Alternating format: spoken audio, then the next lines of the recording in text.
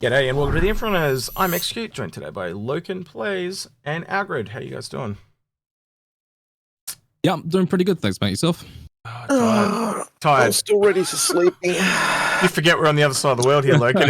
It's 3 a.m. for us, mate. But yeah, no, I'm getting out. Not as bad as I thought I was going to be, because we tend to get a bit tired doing this for 10 or 12 days in a row. So yeah. So anyway, we're on to Aegis days. The Idrises are all gone. And yeah, so yeah, what were you going to say, Algared?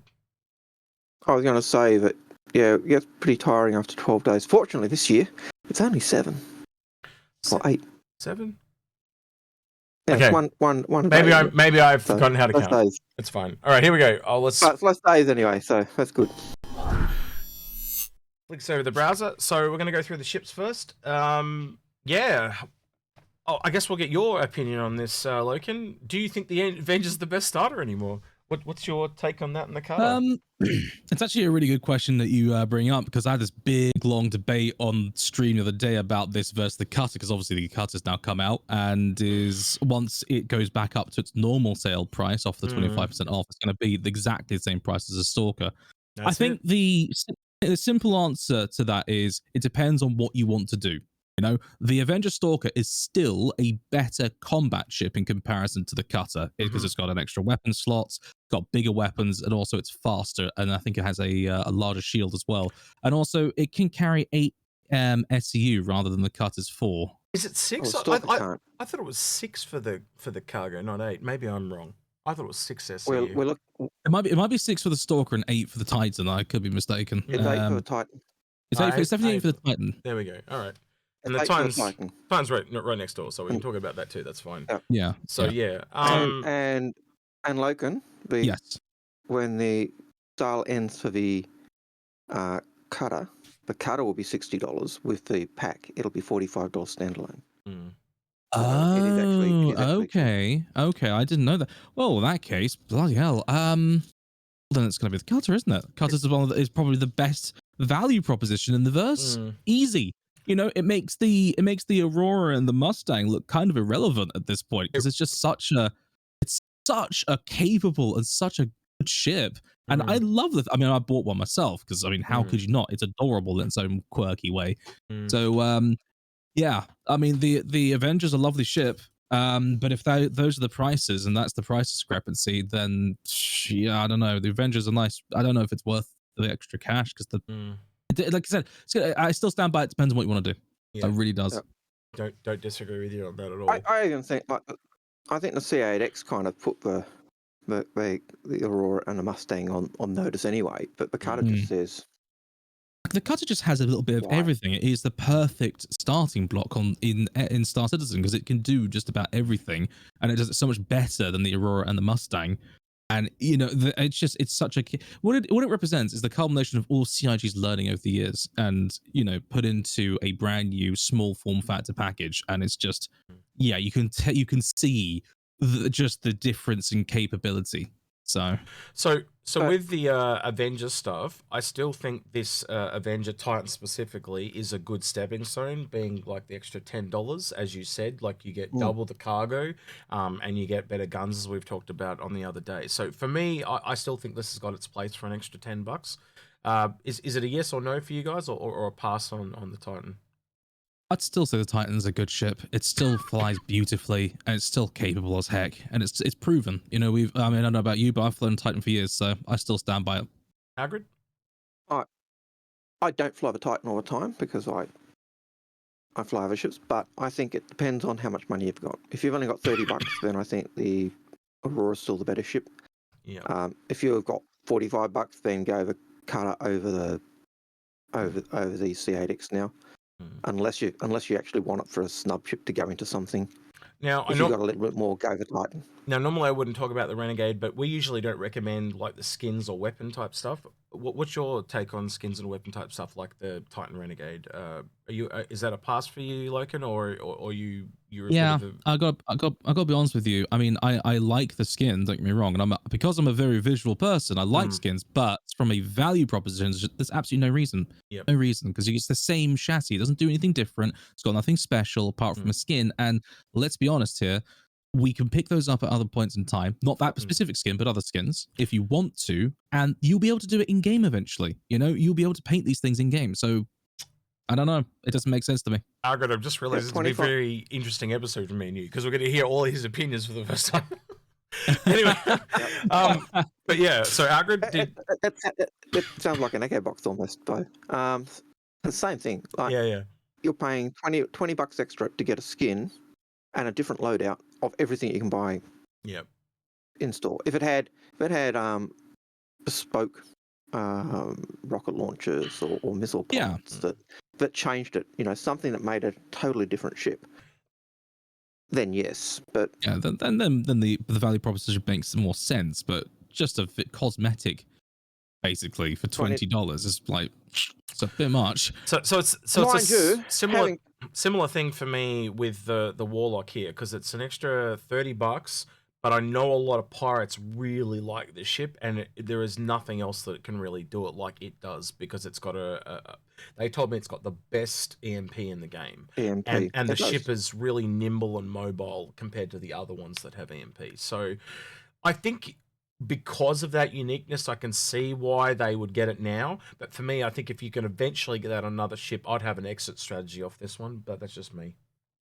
Yeah, I tend to agree with you on that one. The Warlock, as it stands right now for this moment of gameplay, makes sense, but we don't know which other ship's going to have EMPs, if you can put EMPs onto other chassis in the future. There's so many unknowns. So as you say, you know, have an exit strategy if you are going to purchase it. And when you're this far up, you got $15 and you're at a cutty.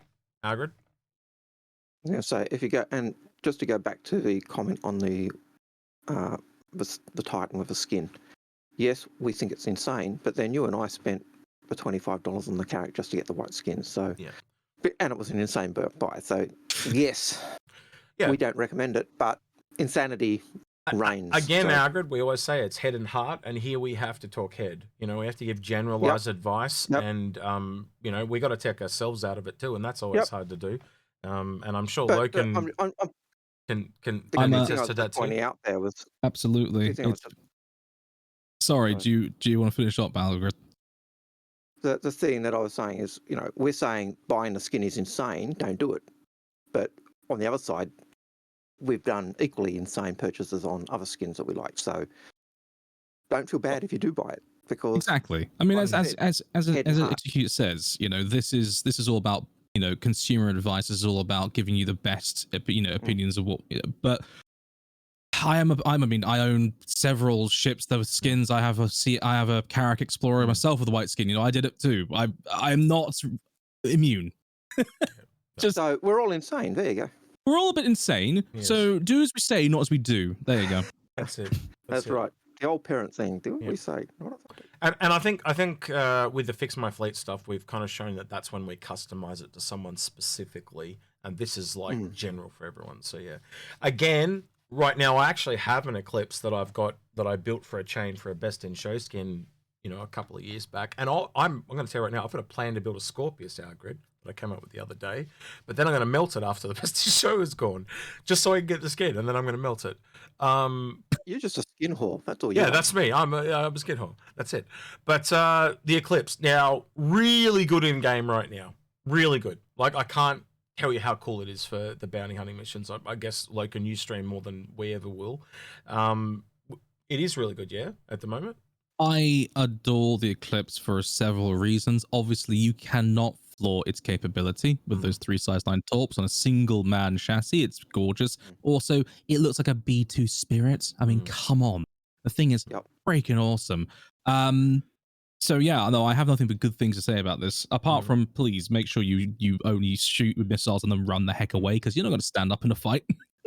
But not designed for fighting. Shoot and scoot. Shoot and scoot. But realistically, it's actually really bad value for the money. For us, it's an exit strategy one. So we can see why you'd want it now, but we can't recommend keeping it. Do you know we actually have a mutual friend Algared that has 5 of these? Blimey. And that blew my mind when he told me that. I was like, what the hell? I'll tell you later. 5? Yeah, he's got 5. Yeah. And I was like, why do you have so many of that ship? I'm like, that's an Idris, you know, like. Yeah, literally. The other thing to say, though, in all genuine, is that the Eclipse can be purchased in game. You know, Yes. that's one of what I would say. Purchase in game. That's it. Seriously, Get one and then just a little get bit one too, and then earn a the little other bit too 4. pricey. This is one of those things where we, $300 is it's above the usual, $200, $250. Don't buy it in game. This is one of those exceptions where we say it's better to buy it in game. Up there with the Ares, same problem with the Ares. All right, Gladius, the meta fighter, good starter fighter of choice. I was listening to Moist Noodle the other day. He recommends this as like a beginner fighter. But again, we tend to not recommend fighters. Again, if you want something like this, get an exit strategy. For me, it's like I would pass on it personally because I don't do the combat thing. But if you're into combat, this is a great one to try. And you can always go up. You can kind of go through the arrow. I think the arrow is the same price, actually, isn't it? I have to double check that off the top of my head. I think so, yeah. Yeah, they changed it. Now. Yeah, it was a little less before. I've got it mixed up, but yeah. Yep. So yeah, for me, I you know the mantra here: sell your fighters because they just don't retain their value. So I think you guys are gonna be on the same page with that one. If you're want to play, so go, Logan. Oh yeah, I was just gonna say, yeah, for the most part, I do agree. I mean, the Gladius is fun to fly. It's great for fighting, but it is only a single man fighter, so your value proposition is very limited in that regard. So I do echo the same sentiment. Well, considering the Cutlass is 100, like it's like get the $10, you're getting so much more bang for buck on that one. But yeah, sorry, Aegis. If you're someone who is intending to play Squadron 42, the Gladius is possibly a ship worth having and learning to fly now, because that is going to be your go-to fighter in Squadron. So, knowing that ship really now will actually bode you well going into Squadron. And as we said, you could always have an exit strategy and a plan to turn it into something else for after Squadron 42.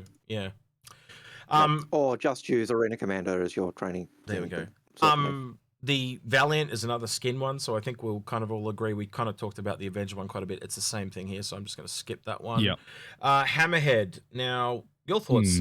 I'm going to make you give your thoughts first, just so we can check you, so you are unbiased from ours. So what's your thoughts on the Hammerhead, Loken? Hammerhead is a right.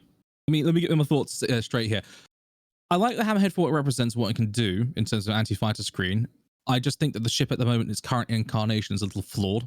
I think that it doesn't do quite enough to be a Corvette class, sort of escort ship.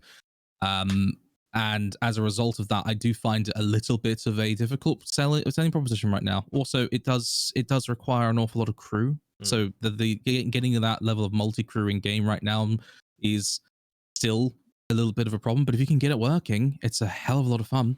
And what I mean by flawed, I mean things, for example, like it doesn't have the layout of the ship is a bit wonky, and it's I find that its lack of a sort of like a proper armory and maybe a sort of a medical bed or something like that on a ship of that size and scale and price is a bit weird. So there are certain missions from the ship that I find difficult to reconcile. So, tell us what you think about the Polaris, real quick. I adore the Polaris. I own my Polaris. The Polaris is amazing. So does it that kind of rings similar with me and Algared. So what does it surprise you if I told you this is only $25 more to get to the Polaris from this? It does, yes, because the Polaris is a metric ton more capable as a vessel and as a flexible multi-role platform, but also its primary reasons for existing, which is being this torpedo frigate, that just kind of comes in, fires, munitions, gets the hell out of them. But it's got the hangar, it's got all of the, I mean, it's still got a fairly decent array of weapons. Ship weapons. She's a beauty. So that's kind of where me and Algared struggle. So because it's so close to this, but such more of a ship, it's kind of just a pass for us. And then also you got things like the Nautilus that's really unique and exactly the same price.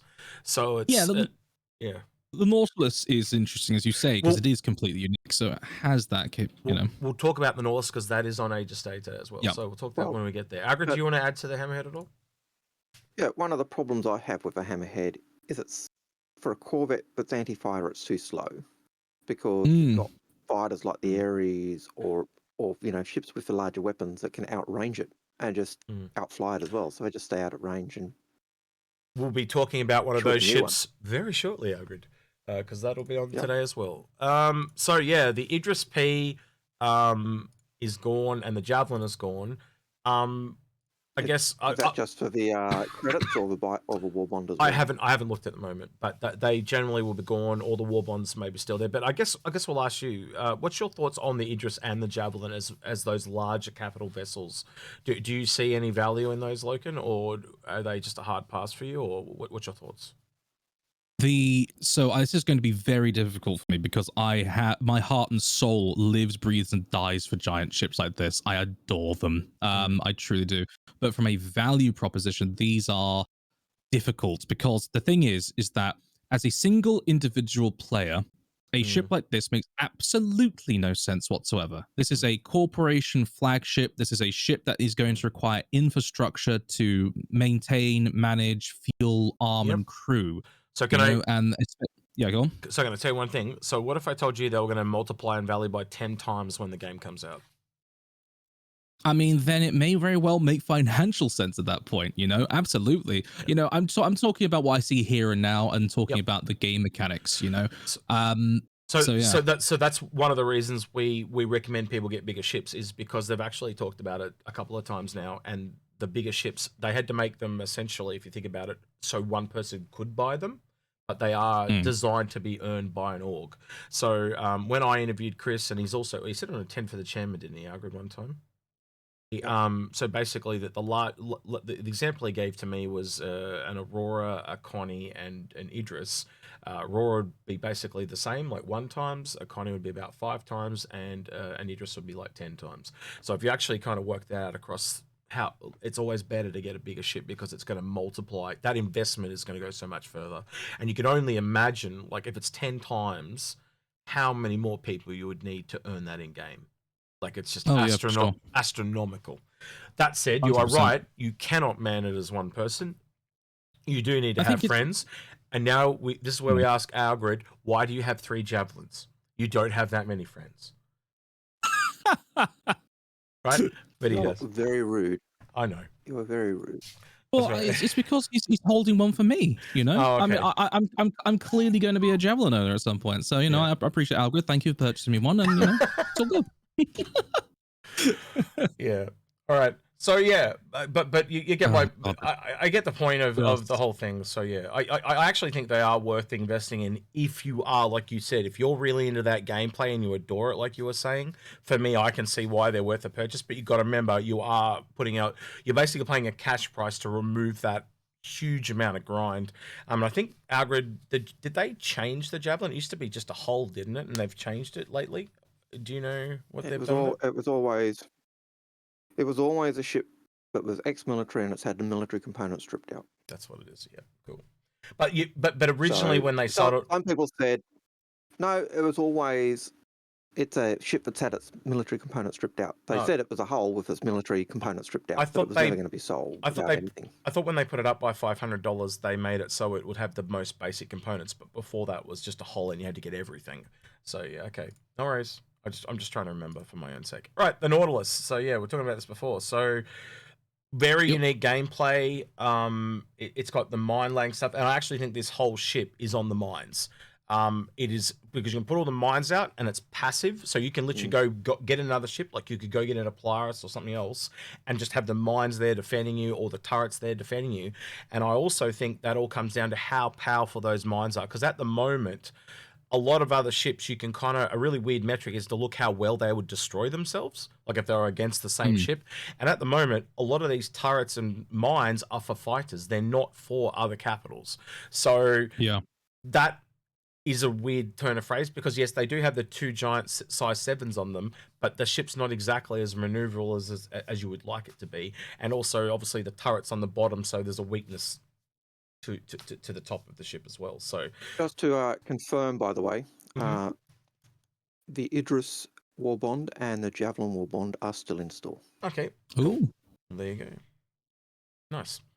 All right. So your thoughts on the Nautilus, Nautilus is unique, obviously. It's a completely unique chassis. There's only one ship that does this. I think it's a cool looking ship, but there are just too many unknowns right now from the actual vessel to know whether or not it's truly worth investing in. I suppose it's going to be a case of, do you want to be a mine layer? Yeah, I mean, seriously. So I think, Algared, you'd also say if you did have hesitation, like kind of Loken showed there a bit, you could just pick up a CCE and sit on it. If there's any ship that you're considering that you're unsure of, buy a CCU to it. Buy a $10 CCU or a $5 CCU or whatever it is, lock in that price. Because again, once it goes into production, once it comes out, it will go up in price. It's scary to think that that will eventually be more than a hammerhead. Yeah. I do find it interesting too. There's a lot of people that try to get the skin that came out for that. Like I've seen people pay double what it's worth to get that skin, which I think is just absolutely crazy. All right, my baby. The other thing with the Nautilus, and it goes back to what you said, it really hangs on what those drones are. But the big government is that give you value. I get what you mean. Yeah. The mines. But the other thing that also goes with that is, if you're someone for a fleet or you're intending to do fleet operation, this is a go-to ship. Even if you don't want to go into doing mine laying, because it can do the mine clearing as well, and that makes it quite valuable. That's a good point, actually. I hadn't considered that. True. All right, my baby, the Reclaimer. Salvage is coming up on the roadmap. I do think that this, man, I still am so mystified by this cutter, right? I even tweeted John Crew, and I haven't got a response yet. He probably won't respond to me, but whatever. I just want to know what's going on because, but I still think it's a really great value. You guys tell me what you think. Algared, you want to tell me what you think? It's the capital salvage ship, so $400 is good. It has the vibes of Alien and Nostromo inside it, and it was one of the things I was going for. I've always thought, the cutter should be like Ripley's exosuit, the loader she has. If it's anything other than that and it's bigger, then great. The cutter that we've got makes perfect sense for this, and I could understand them bringing out a version of that that's even less, a bit like the C8 versus the C8X, a stripped down version that goes in. Loken, your 2 cents? But I mean, I've always loved this Reclaimer. I always have. Ever since I first saw it. It's always been a shame it hasn't had its gameplay. Hopefully it'll start be getting that soon. But as you guys say, it's the capital salvage ship and it's going to make absolute bank one way or another. So, from the salvage gameplay. So yeah, I think it's an awesome ship at a reasonable price, especially for the size of the vessel too. Yeah. So it's a good one for me. Good industry ship. So yeah. All right. The Redeemer. I've really come to love this ship as well, based on what the military boys told me. And when we were talking before about the Hammerhead, this is the ironically funny thing: half the price, and it can actually one-on-one a Hammerhead, and in most cases win because, as Algared said, you can sit back at range and just outrange it. And again, for 6 crew members as opposed to 9 that you minimally need on a Hurricane, you can have 2 of these. And again, if you're not counting the numbers and you're just counting as in dollars and you're counting the number of people, you could literally have 3 of these. So they just, to me, are just a much better proposition because obviously as one get picked off, you've still got more people. So yeah, Loken, your thoughts on the Redeemer? Redeemer is a wonderful merc ship. I adore these things. I have one as well. I've used it tons and I love it. I really, really do. It is powerful. It's got so many guns in it, and it can do a lot. You can live out of one quite happily because it's got a decent crew quarters in the bottom of it. You can even use it as a pseudo mini drop ship because it has 4 jump seats in the back of it. I know it's not supposed to be a drop ship, but you can use it like one. Believe it or not, it will have a drop ship module. The whole thing, bottom floor can change. So yeah. So I think it's a versatile, awesome platform. I love it. Algared, you were going to say so before? Yeah, it was just, I can't remember now, but it was basically just singing its praises. It's a good ship to have. It certainly is good against hammerheads. It's certainly good against a lot of the big ships. It's quite nimble. I know a lot of people don't like the nutcrackers, but suck it up.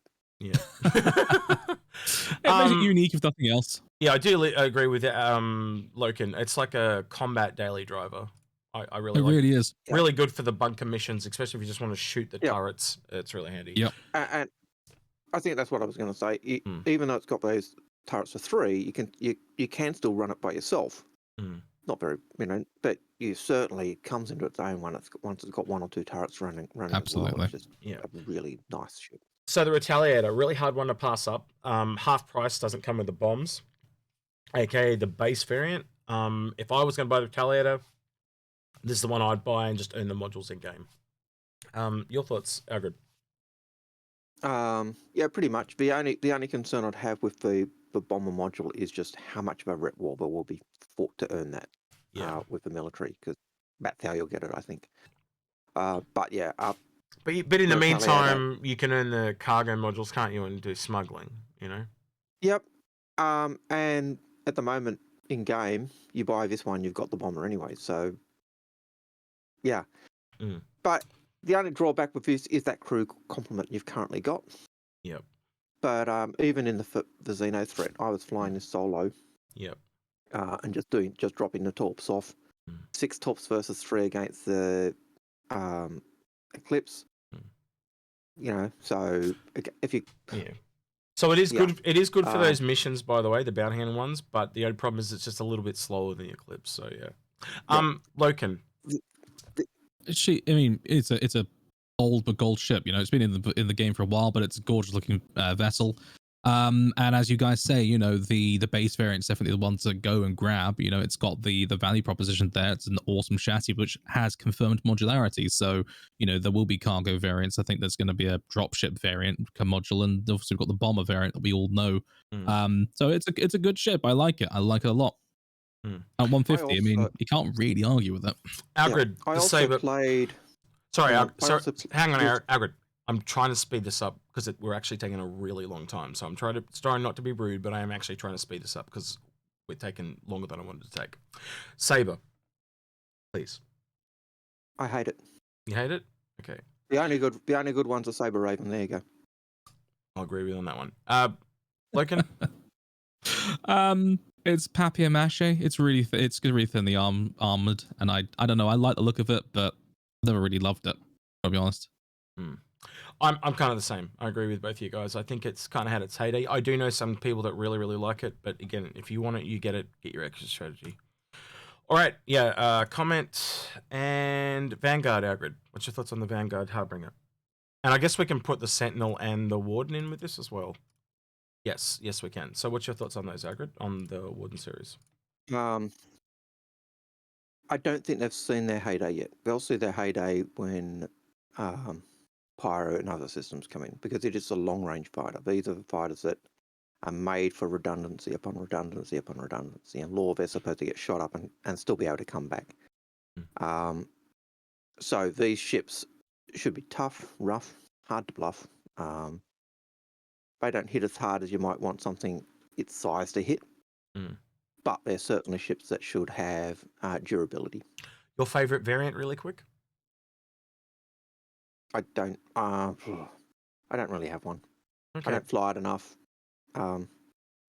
Same question for you, Loken. I mean, I like the Vanguard series, always have.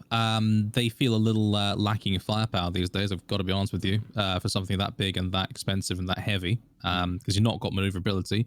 But as Algared was saying, you know, they are designed to be these multiple redundant, crazy, durable ships. And I used to own a hoplite and use it all the time for corp ops, and I love it for that, because you've got this, you know, small platform that can hang in, you know, destroy a couple of targets, put its cargo of troops on the ground, and then provide air cap. It's great.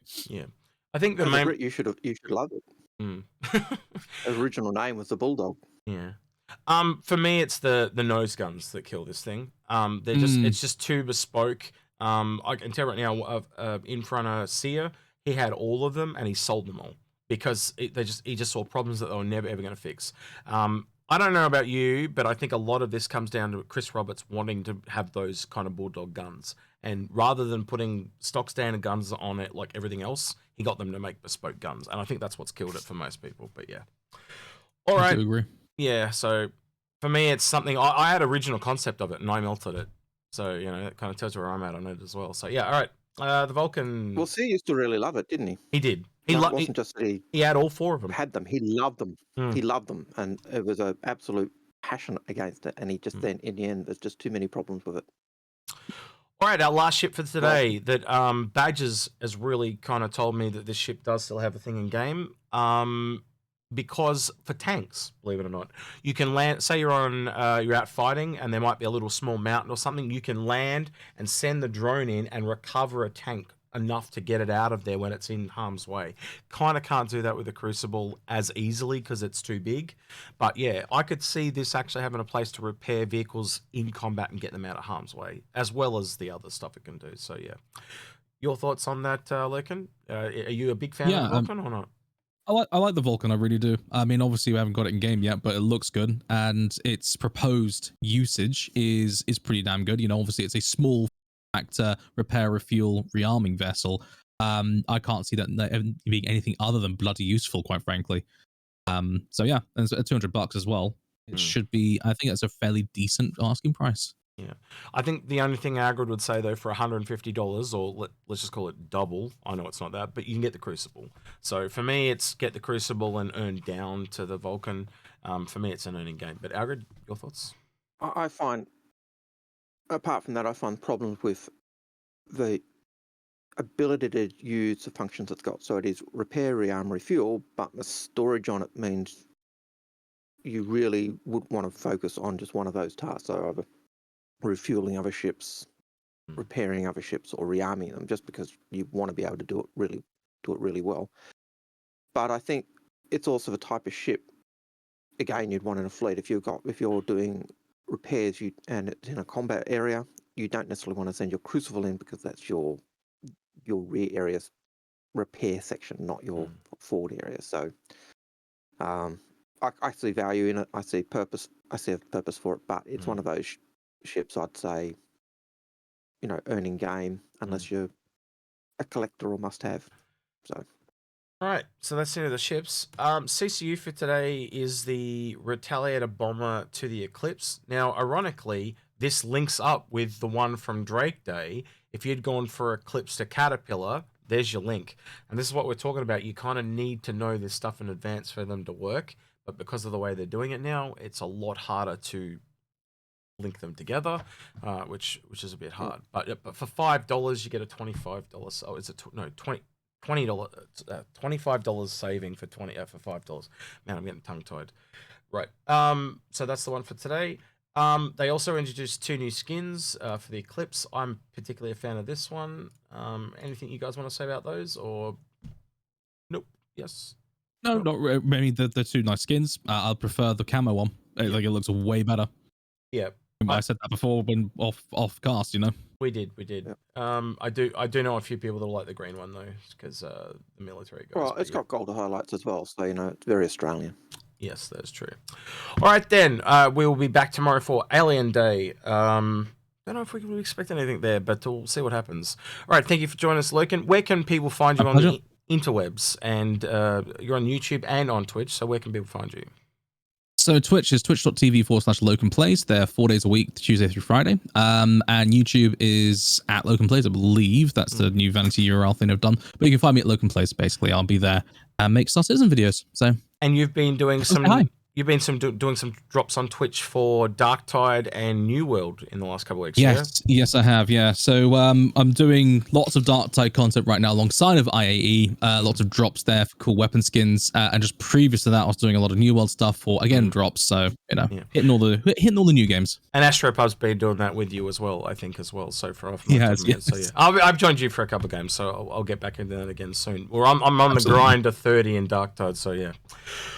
Me too. All right, so if you want to go that extra mile here, don't forget to like, subscribe, and ring that notification bell. We have been hearing reports that people aren't getting all our videos, so make sure you turn it to all notifications. If you want to go the extra mile, you can also join up on Patreon or YouTube memberships, or now Twitch as well.